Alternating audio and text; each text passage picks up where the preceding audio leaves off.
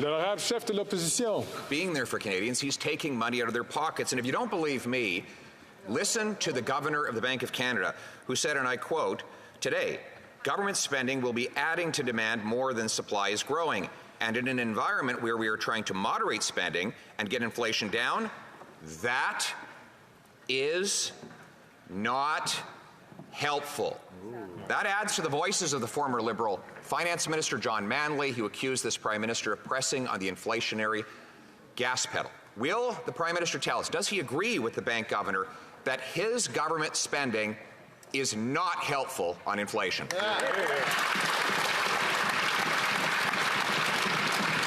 Le très honorable Premier ministre. Mr. Speaker, Canadians know we need support and we need more supply on the housing crisis, and that's why we are there investing with municipalities to deliver more housing. In Brampton, our housing agreement will spur the construction of more than 24,000 homes over the next decade. That's an investment that the Leader of the Opposition would cut.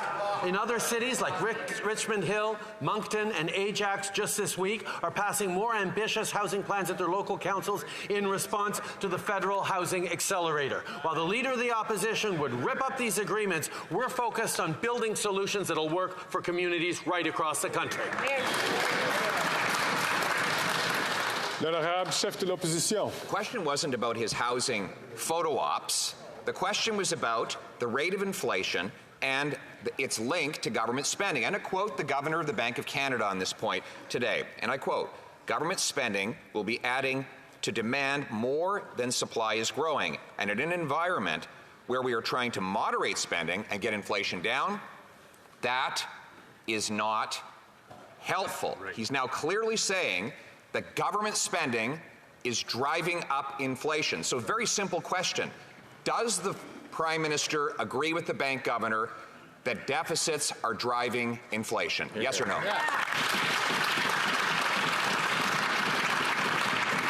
Le très honorable Premier ministre. Except, Mr. Speaker, that inflation is steadily coming down, Mr. Speaker, even as we continue to sign agreements with communities across the country.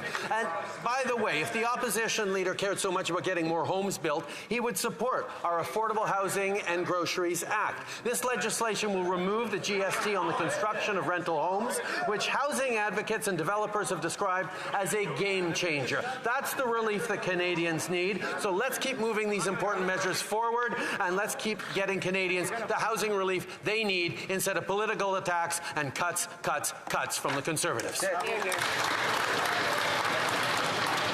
like to remind all members, please, to wait your turn to take the microphone.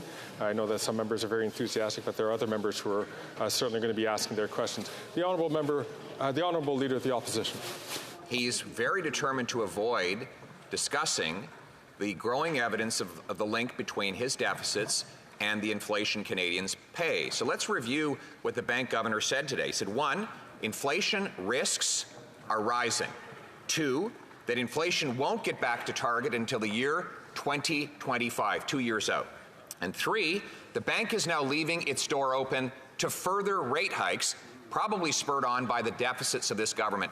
With mortgage payments up 150%, for God's sakes, won't he get rid of these inflationary deficits so that Canadians can keep their homes?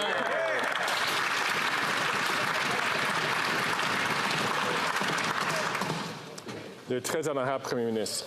Mr. Speaker, what the Leader of the Opposition is proposing is to cut spending and supports for Canadians in the hopes that Canadians will somehow do better that way. We disagree. What Canadians need is greater investment in supply of housing, for example. That's why through our agreements, we're unlocking new homes and opportunities for growth in the city of Hamilton by spurring the construction of thousands of homes over the next decade, like we are across the country. The Mayor of Hamilton actually said our housing agreement was absolutely a big deal, and I couldn't agree more. When we work together with a strong and ambitious plan, we can get more homes built faster. While the Leader of the Opposition's plan would see these agreements ripped up and stalled, we will keep going forward to help Canadians.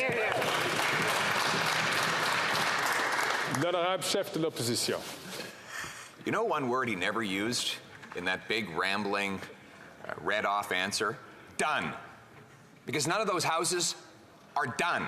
They're all promises. But he's been promising to build affordable homes For 8 years since he first made that promise, housing costs have doubled, and none of the promises have come to fruition. Yes, other levels of government have politicians that are thrilled to have more money to bloat their bureaucracies. When will he realize that we don't make housing affordable by building bureaucracy? We have to build homes.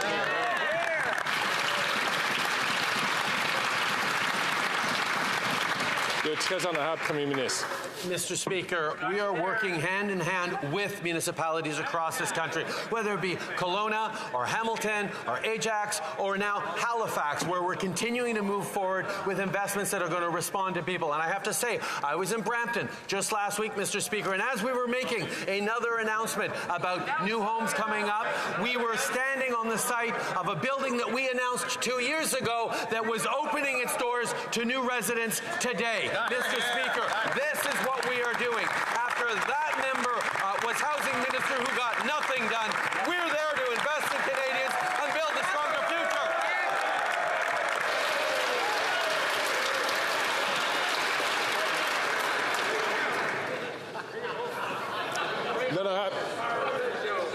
L'honorable chef de l'opposition.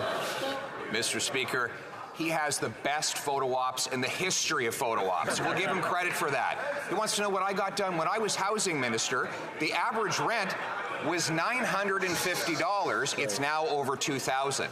When I was housing minister, the average mortgage payment was $1,400. It's now well over $3,500. When I was housing minister, the average needed down payment was $20,000, and you could own a home on average by 29. Now those numbers have skyrocketed. I deal in the world of results. He deals in the world of photo ops. I know which ones Canadians prefer.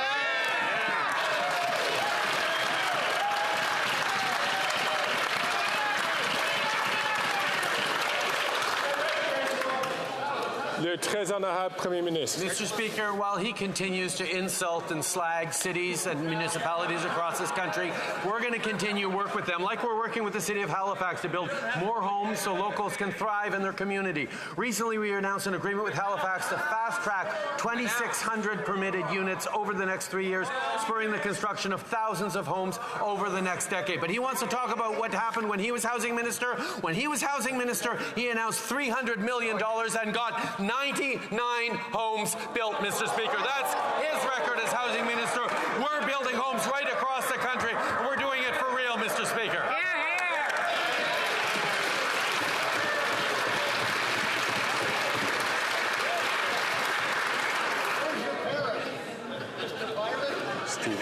Stephen.